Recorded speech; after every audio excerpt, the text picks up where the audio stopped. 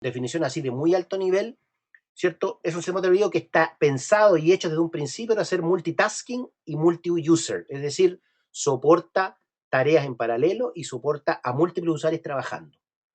Cosa que no es tan natural para nosotros, sobre todo si venimos del mundo Windows, porque el Windows no nació, o DOS no nació pensado como un sistema operativo multitarea y que soporte varios usuarios trabajando.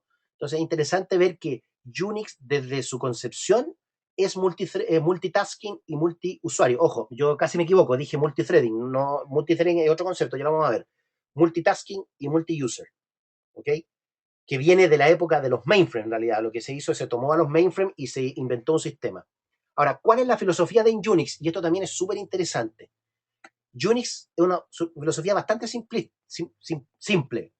Primero, hay muchos programas, pero cada programa hace una sola cosa y la hace bien. Y la idea es que para hacer cosas complejas, la salida de un programa es la entrada del otro. Por ejemplo, ahí tenemos un ejemplo. Ahí tenemos un ejemplo que vamos a conjugar los dos conceptos que se manejan en Unix, que todo es un archivo y que todo se puede redirigir de un lado hacia otro. Por ejemplo, el primer comando que tenemos ahí es who, que me dice cuáles son los usuarios que están conectados en un momento determinado en la máquina. El mayor que lo que está haciendo, ¿cierto? Está mandando la salida del programa, o sea, del comando who, lo está mandando en un archivo que se llama temp. Y luego estoy aplicando un comando sort para que me ordene lo que está en el archivo temp. Ahí lo que estoy haciendo dos operaciones. Who, la redirecciono a temp, y arreglo y ordeno temp. Pero resulta que en Unix, otra de las cosas interesantes es que todo, y digo cuando digo todo, es finalmente un archivo. Un device, un dispositivo, un hardware, por ejemplo, la tarjeta de sonido, la tarjeta de video, el teclado, los terminales son archivos o son un tipo de archivo, no es que uno los pueda editar o los pueda ver, sino que son entradas en el sistema de archivos, en el disco, que representan el acceso a algún objeto. Exactamente, en el dev, que dev viene de device, ¿cierto? Están los dispositivos, los distintos dispositivos o hardware al cual yo puedo acceder. Por ejemplo, el disco duro es un dispositivo, la tarjeta de sonido es un dispositivo, mi consola gráfica es un dispositivo, mi terminal de texto es un dispositivo. Entonces, cuando yo tengo el comando que está abajo, después de dice todo es un archivo, ustedes ven, dice who pipe, esa barrita parada, sort.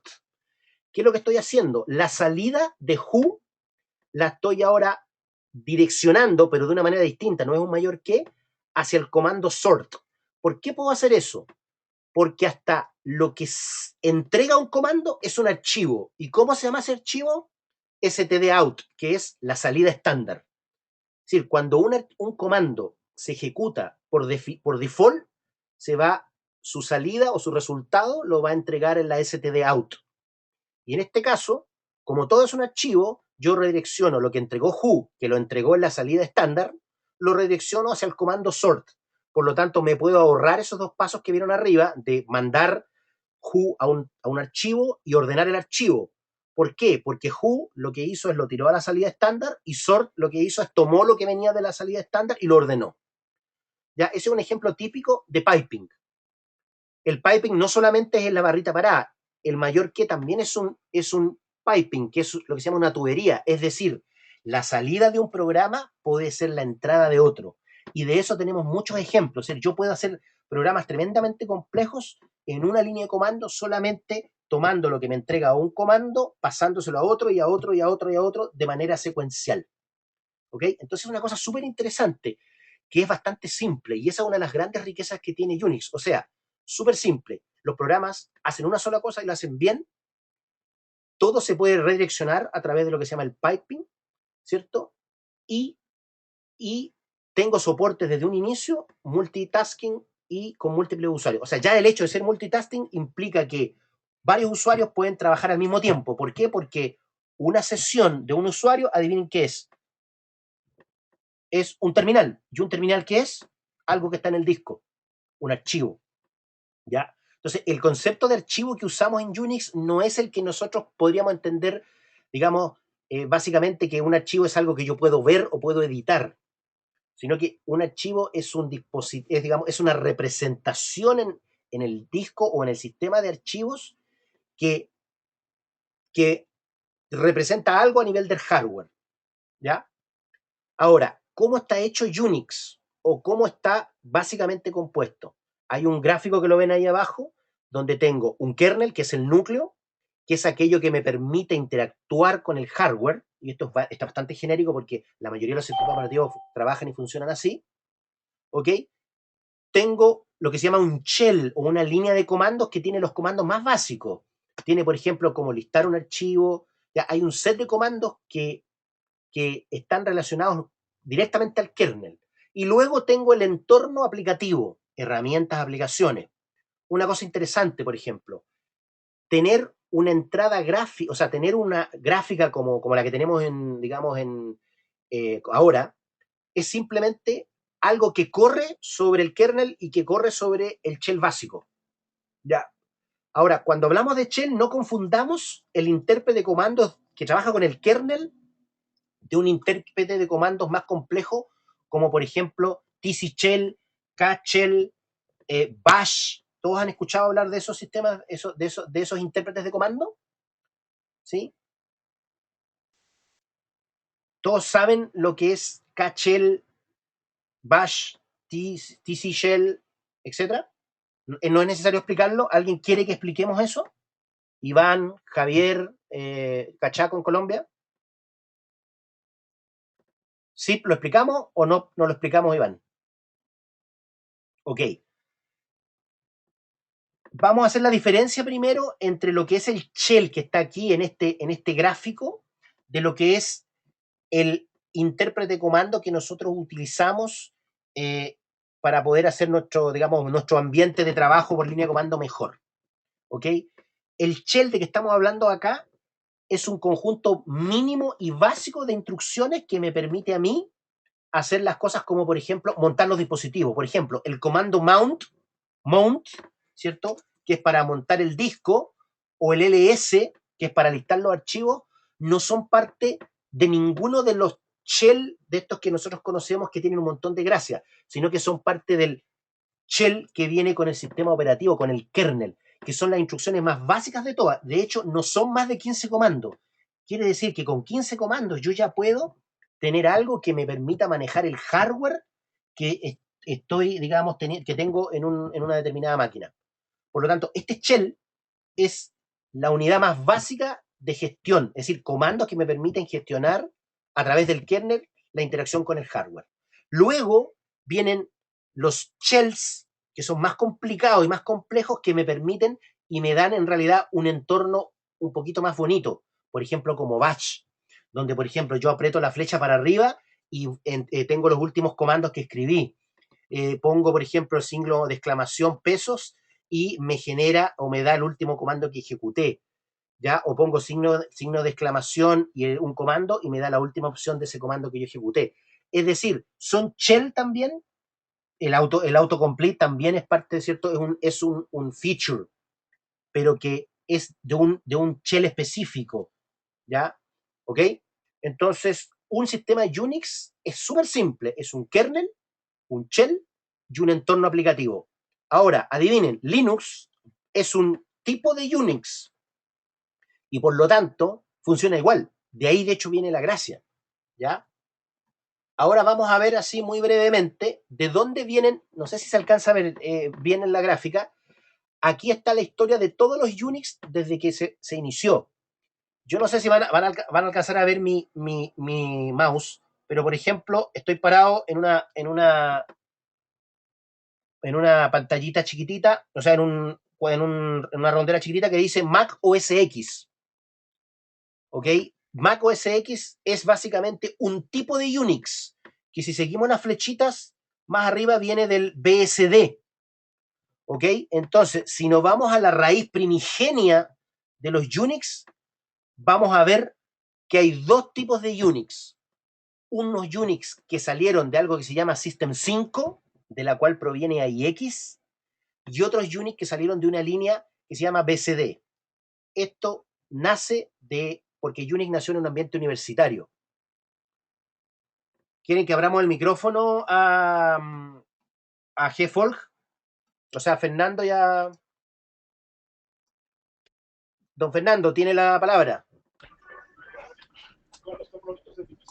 Lo que te decía yo, que tú decías que Linux es muy parecido a lo que es Unix, pero no todos los comandos son iguales. A ver, Hay muchos comandos que son distintos. a ver, es que eso es lo que quiero ver. Hay comandos, los comandos del shell en los Unix son todos los mismos. Por ejemplo, para montar el disco, en todas partes mount. El mount, sí, el ¿Ya? mount. Entonces, no confundamos, van a haber bloques de comandos que son propios para interactuar con el shell y que esos son prácticamente iguales. Lo que puede variar son las opciones.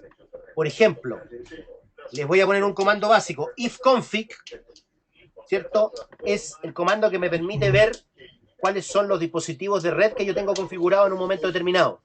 Ese ifconfig existe en todos los Unix, porque ustedes entenderán que para tener un sistema operativo que sea multiusuario, tengo que tener soporte para redes. Y para tener soporte para redes, necesito tener al menos un comando que me permita configurar la tarjeta de red. Ese comando es ifconfig y es parte del set básico de comandos que trae el sistema operativo. Pero sin embargo, si yo pongo ifconfig, ¿cierto?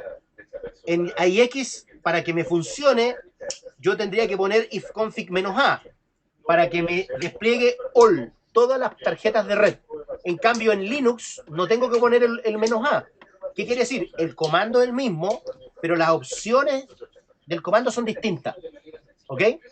Entonces, sí, es cierto que hay comandos distintos que podrían no estar entre un Unix y otro, pero la mayoría de esos comandos que no están ya no son parte de la interacción del kernel.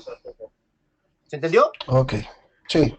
¿Ya? Ahora, sí hay diferencia. Te voy a apagar, ¿cómo se llama, Fernando? Hay diferencias, por ejemplo, entre aquellos sistemas operativos que provienen de System 5 y aquellos sistemas operativos que provienen de BSD. ¿Ok?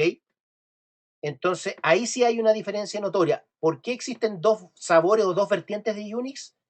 En forma histórica, porque BSD nació en Berkeley, ¿cierto? Y System 5 nació en, uy, ya se me olvidó, les digo dónde nació System 5, pero también nació en una universidad norteamericana. Perdón, lo hizo AT&T, con una universidad. Entonces, todos los Unix que tenemos, entre los cuales se cuenta Linux, ¿ya? Que está por acá por el lado verde, para el lado izquierdo, no sé si alcanzan a ver el mouse mío, tenemos los Linux, Mac OS X, ¿ya? Solaris Sun, si ustedes lo ven en el medio, iX, SCO y otros sabores vienen todos o de BSD o de System 5 o de una combinación. Mac OS X es una versión de BSD, ¿ya? Es decir, es un Unix hecho y derecho, tiene un kernel, tiene un shell, ¿cierto? A ver, no confundir, señores, la parte gráfica es lo que rodea, ¿cierto? Lo vimos en el gráfico anterior, ¿cierto? La parte gráfica es un proceso más que en el mundo Unix se llamó X Windows y por eso al Mac le pusieron OS X, ¿ya? De hecho, existen servidores Mac, ¿ya? Lo que pasa es que nosotros no estamos acostumbrados a ver un Mac server, siempre estamos acostumbrados a ver, ¿cierto? Un iMac o un PowerBook, o sea, un notebook, pero también existen servidores Mac que tienen un kernel y que no tienen soporte gráfico, porque yo no necesito soporte gráfico en un servidor de producción, por ejemplo, ¿cierto? Y eso que lo que nos pasa mucho en IX. Es decir, a IX yo también le puedo poner X. O sea, yo podría tener un servidor IX que tuviera servicio gráfico, porque el servicio gráfico es un utilitario más que se gestiona a través del kernel y básicamente los dispositivos que gestiona una interfaz gráfica son la pantalla, ¿cierto? La tarjeta de video y el mouse. O sea, con esos tres, más el teclado también. Con esos cuatro dispositivos yo ya tengo un entorno gráfico. Mouse, tarjeta, pantalla y teclado. ¿Ok? Entonces, fíjense, saber de Unix y saber cuáles son las diferencias o las gracias entre BSD y System 5 nos da la puerta a práctica, o sea, no prácticamente, a todos los Unix que existen. HPUX, Solaris, AIX son los que más nosotros trabajamos. La mayoría de nuestros clientes, tanto en Chile como en Colombia, tienen AIX, o tienen HP o tienen Solaris, si hablamos del mundo Unix.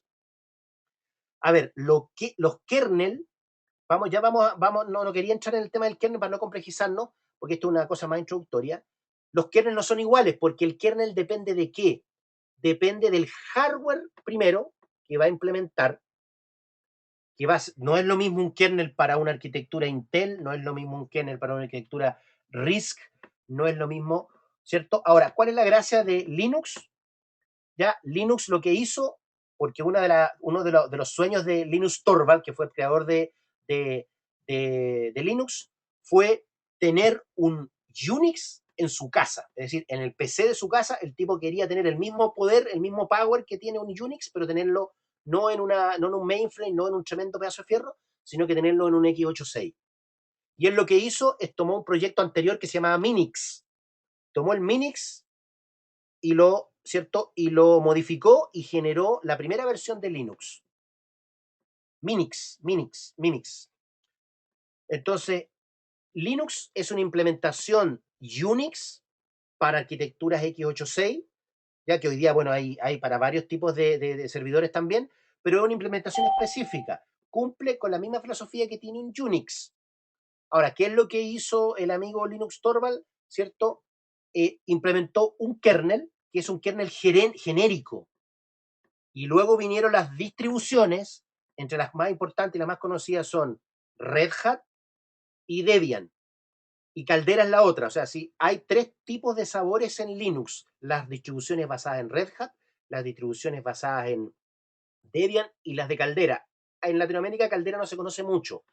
Ahora, Debian tomó una forma de gestionar los recursos o de distribuir y de administrar los recursos y Red Hat la hizo de otra manera y empezaron a ponerle adornos alrededor del kernel. Por ejemplo, la forma en cómo se manejan los paquetes de instalación. En Debian, ¿cierto? Se usan a través de los DPKG con la PT y en Red Hat crearon los RPM, los Red Hat Package Management, o Manager, perdón. Entonces, hay formas distintas. Una vez que yo salgo del kernel, las herramientas y el entorno personaliza. ¿Qué es lo que hizo Apple?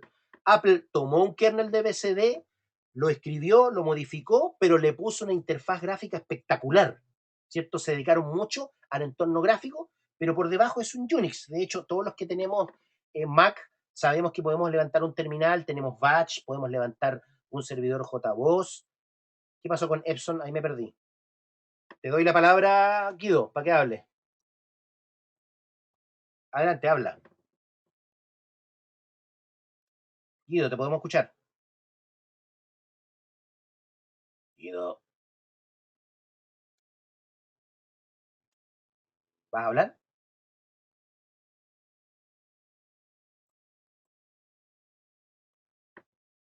Tienes que tener tu micrófono activado, animalito.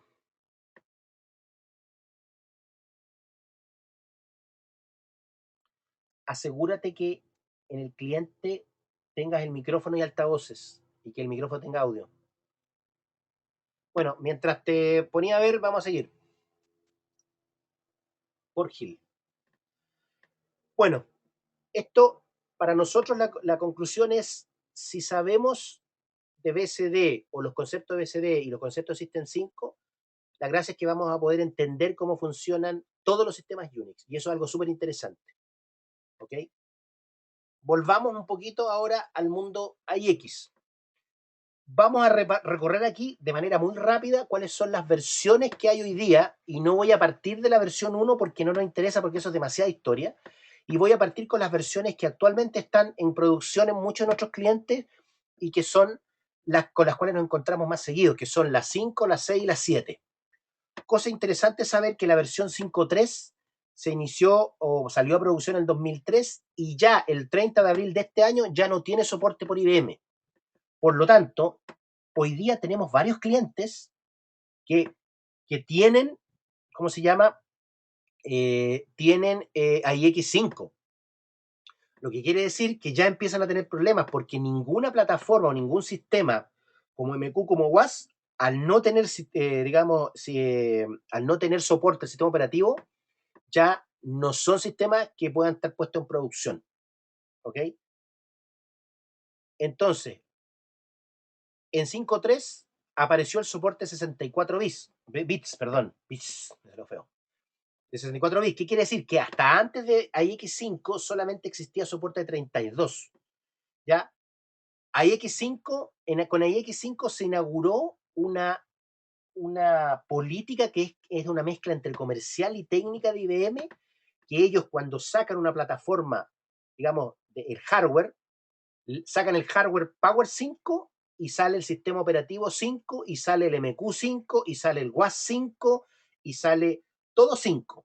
Salió el IX6 y salió el WAS 6, el MQ6. Entonces los tipos tratan de llevar y hacer que todos los productos que ellos tienen, tanto a nivel de hardware como de software, sean coherentes poniéndole este numerito a la plataforma. Entonces, IX6 sale junto con Power 6 y es la plataforma recomendada y certificada para trabajar con WAS 6 sobre IX, ¿cierto? Con MQ6 sobre IX, con Message Broker 6 sobre IX6. Ahora, eso es un tema comercial, porque yo también podría tener momentáneamente un MQ5 o un WAS 5 corriendo sobre una IX6, ¿ok? Pero hay una mezcla entre técnica y comercial, ¿ya? Eh, Interesante saber que en la IX5 se ingresó o se metió el concepto de micropartición. Ya vamos a ver lo que es una micropartición, ya que viene a ser una nueva capa sobre el concepto de virtualización. Lo vamos a ver en unas diapositivas un poquito más adelante. En IX6 se metió un concepto que se llama particiones o, digamos, WPAR, que viene a ser Workload Partition, es decir, particiones de asignación dinámica de trabajo. Y hubo una mejora importante en seguridad. Por ahora estamos recorriendo las cosas generales, así que no quiero darle muchos titulares. La parte interesante de la iX7, que ya nació, o sea, salió a producción y salió con soporte el 2010, es decir, ya llevamos 2 años con iX, pero si ustedes se fijan, la mayoría de nuestros clientes todavía están en iX6, ¿ya? A pesar de que iX7 salió hace 2 años atrás. Para Luis Ramírez, sí señor, usted puede instalar WAS 7 en iX6, ¿ya? No hay una dependencia directa, tal como comentaba antes, no sé si alcanzaste a escuchar que hay un encuentro que es comercial y técnico, ¿ya? Lo que va a ocurrir es que cuando iX6 deje de tener soporte, que debe hacer de aquí a 2 años más, ya IBM obviamente no te va a dar ningún soporte sobre ningún producto que esté sobre X6. Entonces, ahora, ¿cuál es el negocio de IBM?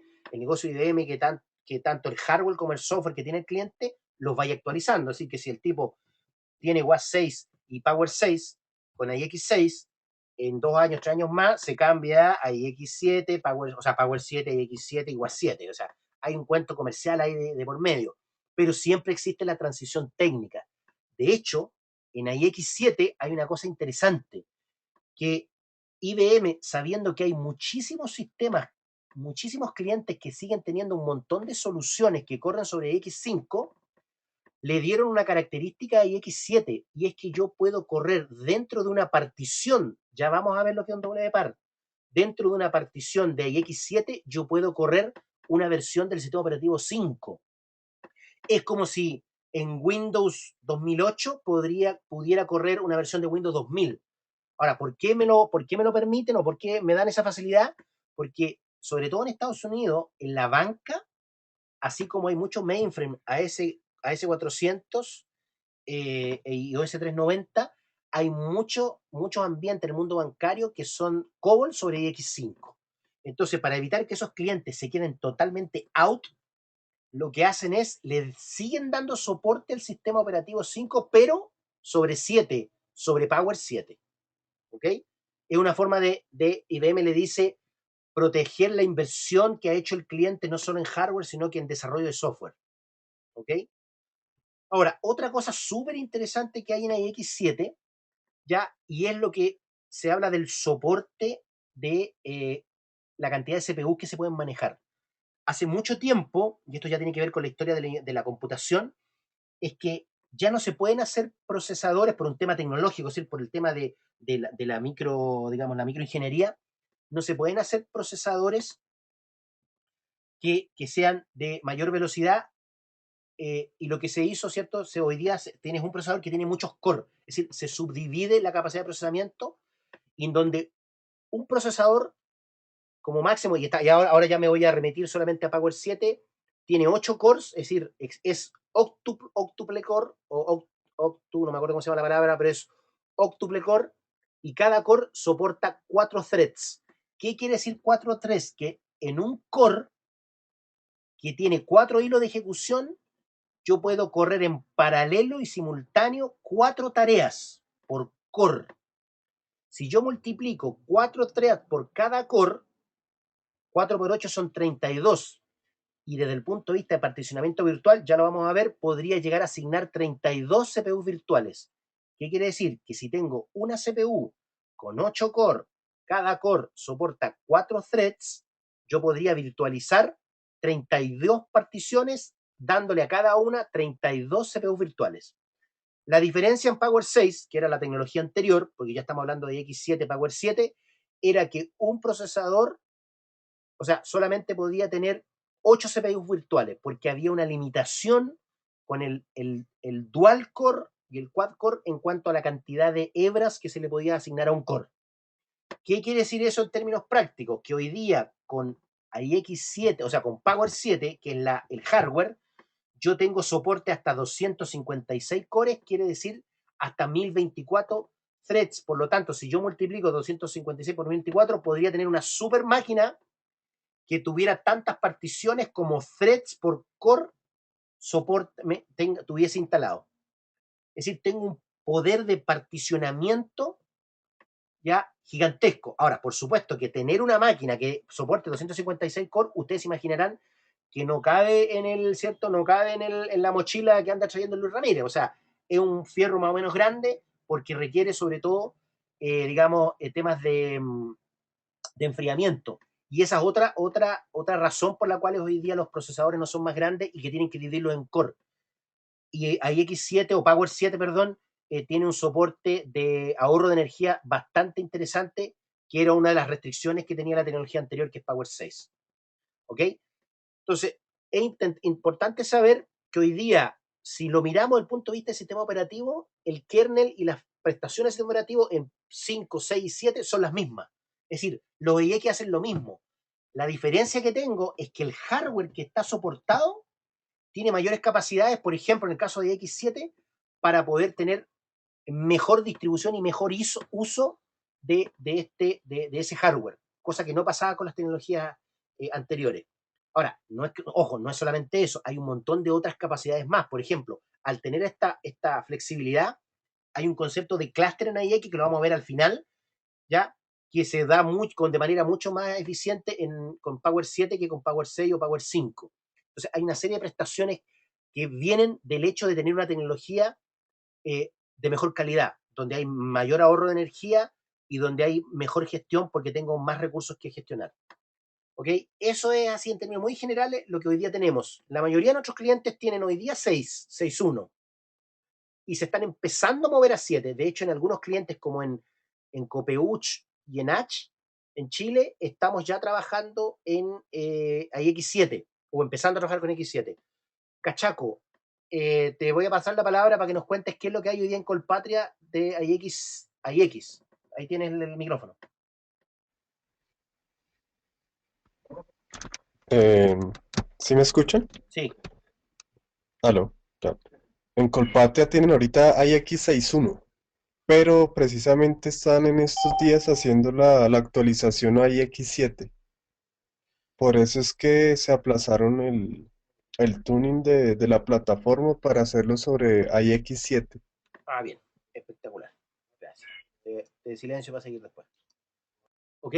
Entonces, interesante saber que hoy día tenemos que entender y conocer qué es lo que hay X, qué es lo que, que tenemos en X61 y qué tenemos en X7. ¿Ya? Sigamos con otra diapositiva porque ya nos quedan 15 minutos para terminar. Rápidamente, vamos a uno de los conceptos más básicos y principales que tiene IX, que es el LPAR. El LPAR, si nos vamos al mundo de VMware, correspondería a una partición lógica o a una máquina virtual.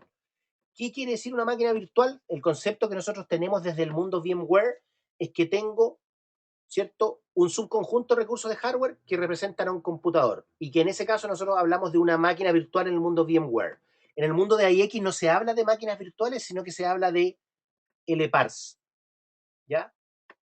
Por ejemplo, dos LPAR pueden compartir memoria de un único chip. La gracia que tiene es que la virtualización que me provee IX me permite que nunca haya un choque en el acceso a esos recursos. Cómo yo accedo o cómo se accede a esos recursos no es un problema ni mío como usuario del sistema operativo, ni tampoco del sistema operativo que está instalado sobre la partición o sobre la máquina virtual. ¿Por qué? Porque eso me lo da otra capa, que ya vamos a ver cuál es esa capa. Lo mismo pasa a nivel de CPU, y aquí sí ya empieza a haber una diferencia con VMware, porque en VMware yo puedo asignarle o uno, o dos, o tres, o cuatro procesadores, de manera muy similar a IX, es decir, pueden ser procesadores lógicos que corresponden, ¿cierto?, a un subconjunto de lo que corresponde a un core, o puedo compartir la capacidad de procesamiento entre dos particiones. Eso no lo puedo hacer en el mundo, digamos, no IX, ¿ya? Es decir, en VMware yo no puedo decirle a dos máquinas, ustedes, señores, usan esta misma CPU y úsenla y cada uno repártase la pega como quiera o como pueda. Eso en el mundo VMware no se puede. Ya vamos a ver lo que son las microparticiones, Andrés.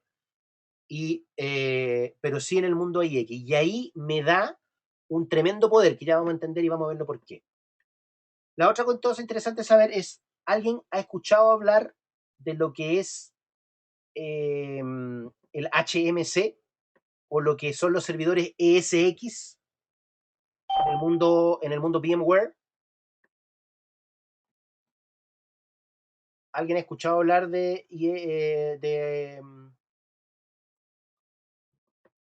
ok, para yo poder hacer esto, esta magia que estoy conversando, ¿cierto? Yo necesito algo que me administre.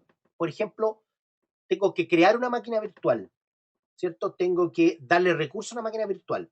Si me voy a mi mundo Windows, lo que yo instalo, ¿cierto?, es un servidor de VMware que tenga una consola de administración, ¿cierto? Todos han visto una consola de administración de VMware, ¿cierto? En esa consola, ¿yo qué es lo que hago? Creo máquinas virtuales, asigno recursos, le doy disco, le pongo tarjeta de red, lo hago.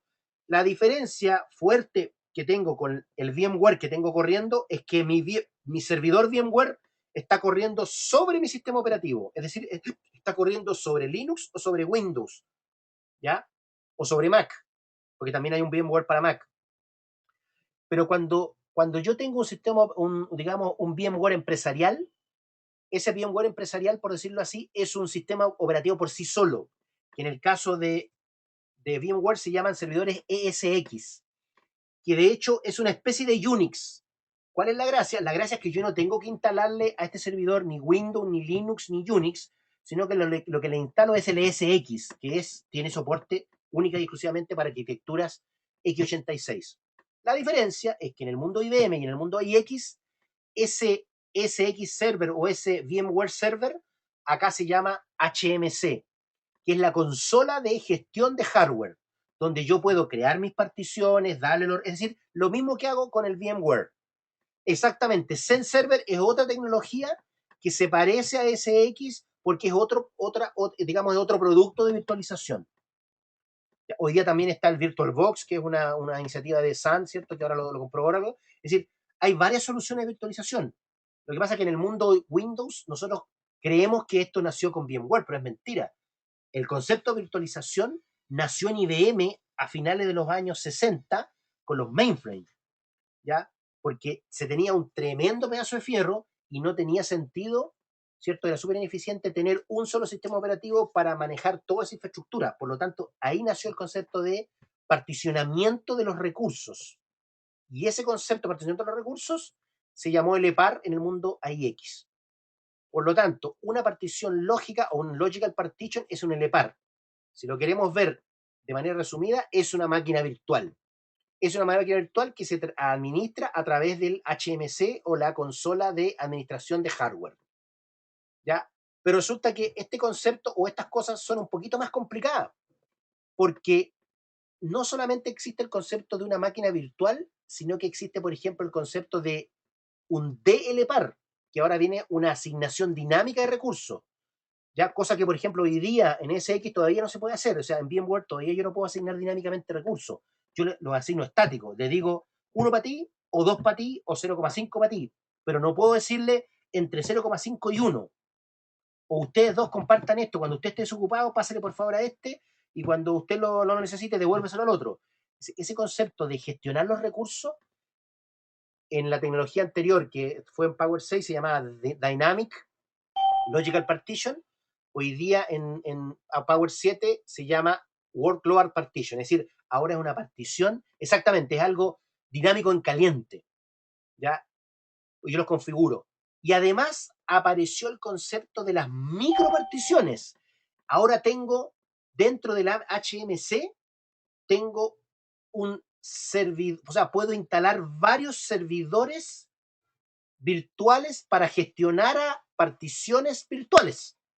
Es decir, es tener la virtualización de la virtualización. A eso se le llama bioserver. Y en el caso de la H, no sé si Daniel, los que han estado en H se recuerdan que todos nosotros siempre hablamos del bioserver y hablamos, ¿cierto?, de lo que tenemos instalado, donde tenemos los WAS, ¿cierto?, donde tenemos los IHS, etc. Y que corren sobre un blade. Entonces, IBM inventó, ¿cierto?, el concepto donde, por ejemplo, aquí en el gráfico que tenemos ahora, yo tengo por el lado de abajo, no sé si alcanzan a ver un computador que es el HMC, que es la consola que gestiona el hardware, y tengo los distintos dispositivos de entrada y salida. Si ustedes se fijan, IO, Storage, Net, Storage, que son los discos, tengo el Network, que son las tarjetas de red, y tengo distintos otros dispositivos que podría tener. Entonces, cuando yo empiezo ahora a trabajar, ya puedo tener, en este HMC, puedo crear 2 LPAR, por ejemplo, que creo que tengo un ejemplo, no tengo ahí, 2 LPAR, y además puedo crear un bioserver, es decir, es un nuevo subconjunto. Si ustedes se fijan en el gráfico, yo tengo, ¿cierto? Los naranjas corresponden a Virtual Bioserver y luego tengo microparticiones. El bioserver lo que hace es virtualiza, tal como su nombre lo dice, los recursos físicos para que estén disponibles para las distintas particiones o LPAR que voy a yo instalar. Entonces, en este caso, y fíjense que aquí aparece Linux, porque una de las gracias que tiene también la plataforma Power, ahora ya me salí de IX y me voy a lo que es el hardware, es que no solamente puedo instalar en una máquina Power, es decir, de la serie P Series, no solamente puedo instalar IX, sino que además puedo instalar Linux. Ahora, no cualquier Linux, no puedo tomar un Red Hat, ¿cierto?, de cualquiera y bajarlo, sino que son aquellos Linux que tienen soporte para el tipo procesador que se maneja en este hardware. ¿Ok? Entonces, en este caso, voy a tener, fíjense, a través del Virtual IO Server, voy a tener una partición, un LPAR, que tiene una CPU que es el Linux, que es la primera caja amarilla que está arriba. Voy a tener una iX52 con 2 CPU. Voy a tener una iX53 con 3 CPU. Y voy a tener un bioserver con 6 CPU microparticionados, es decir, son subdivisiones. ¿Se dan cuenta? Una micropartición corresponde a un subconjunto. ¿Qué quiere decir? Que si yo quiero, y es el caso que tenemos en H, ¿a qué te refieres con emular la arquitectura, Daniel? Te voy a pasar el micrófono para que expliques tu pregunta. Déjame ver cómo llego para allá. Daniel, te voy a pasar el micrófono. Adelante, don Daniel. Ya no, lo que pasa, me refiero, por ejemplo, no puedo emular arquitectura, por ejemplo, no puedo emular dentro de eso LPAR, no puedo emular, no sé, un Intel X86, algo así, no se puede. A ver, yo entiendo que, por ejemplo, en Power existe software, pero que no es de IBM, no es propietario de IBM, que es una especie de máquina virtual que se instala en una máquina, que también puede ser virtual, para emular otro tipo de sistema operativo, que es como lo que nosotros hacemos. Yo tengo Windows, instalo un VMware y dentro de ese VMware yo podría emular un Linux, por ejemplo, a 32 bits.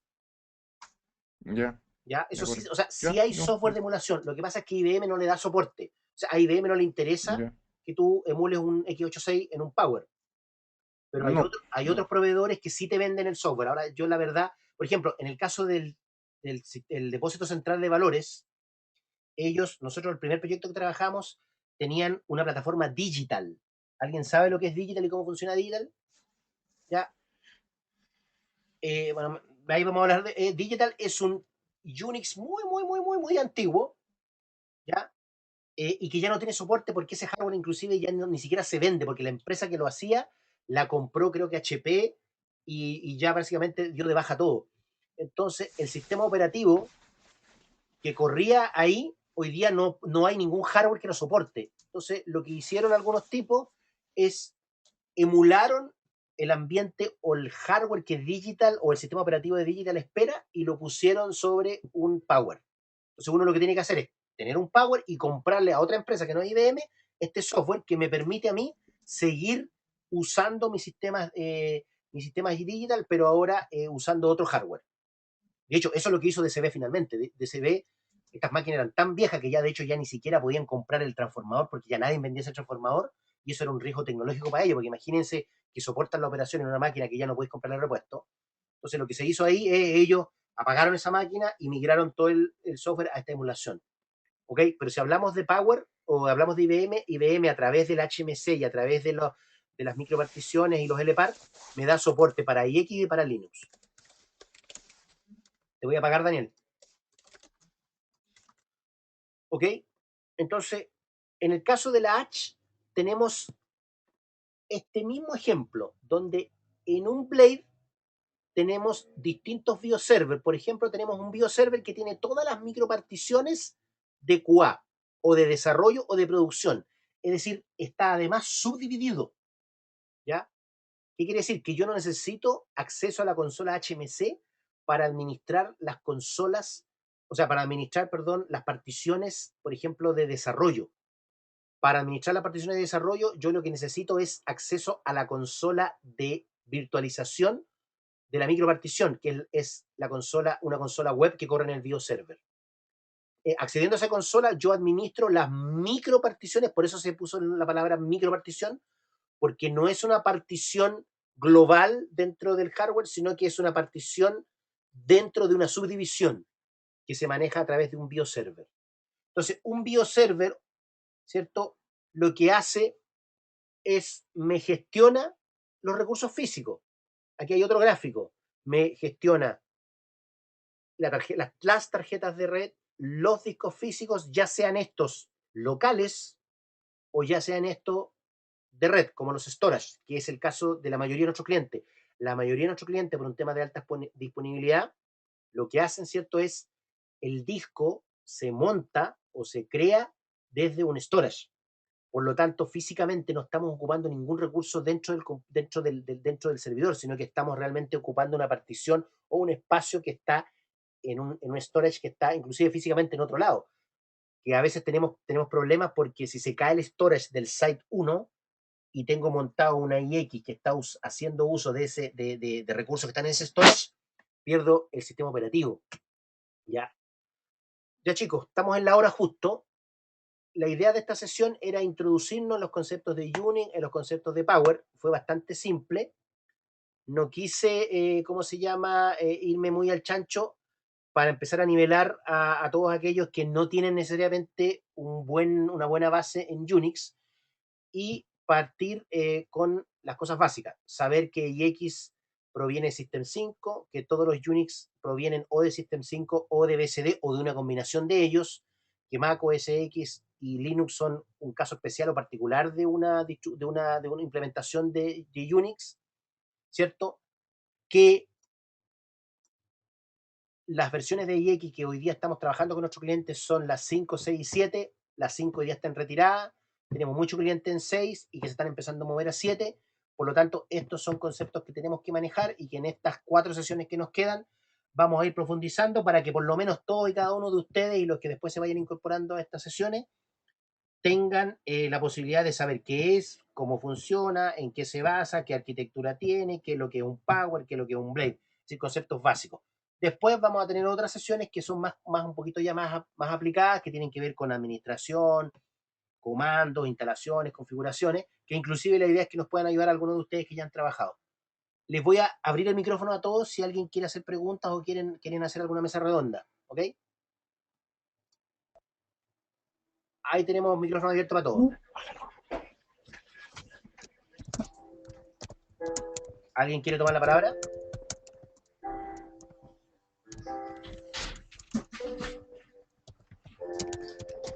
Chicos,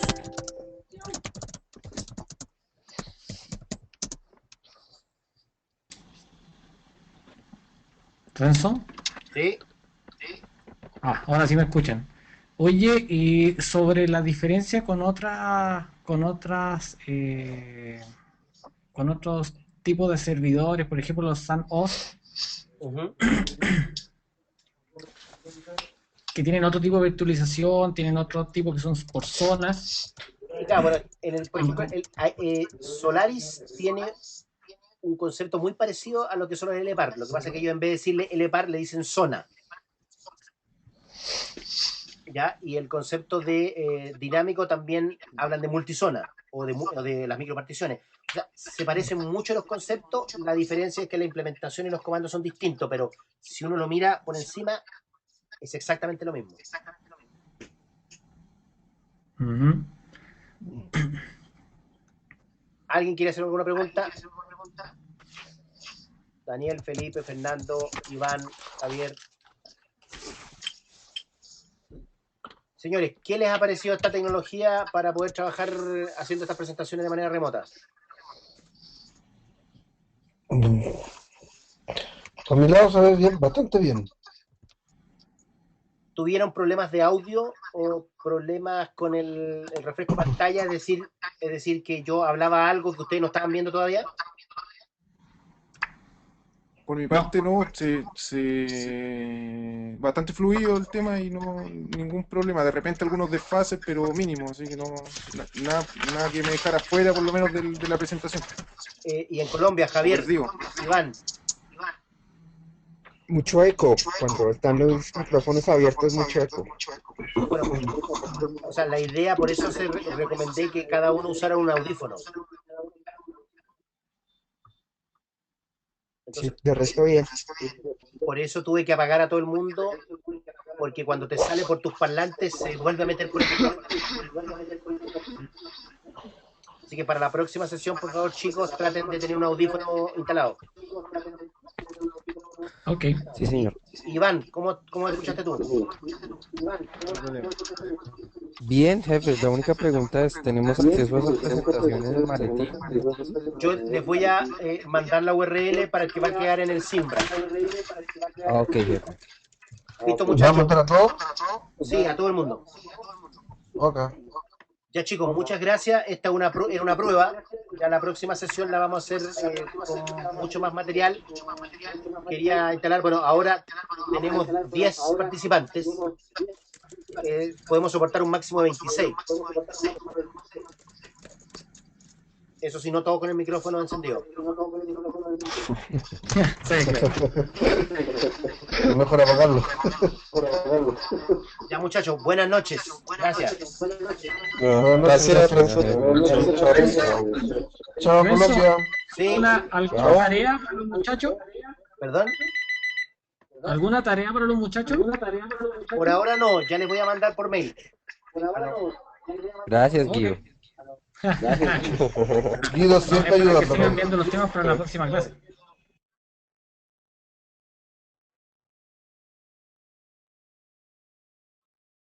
¿Dónde está Paulina? Ahí no te vi llegar.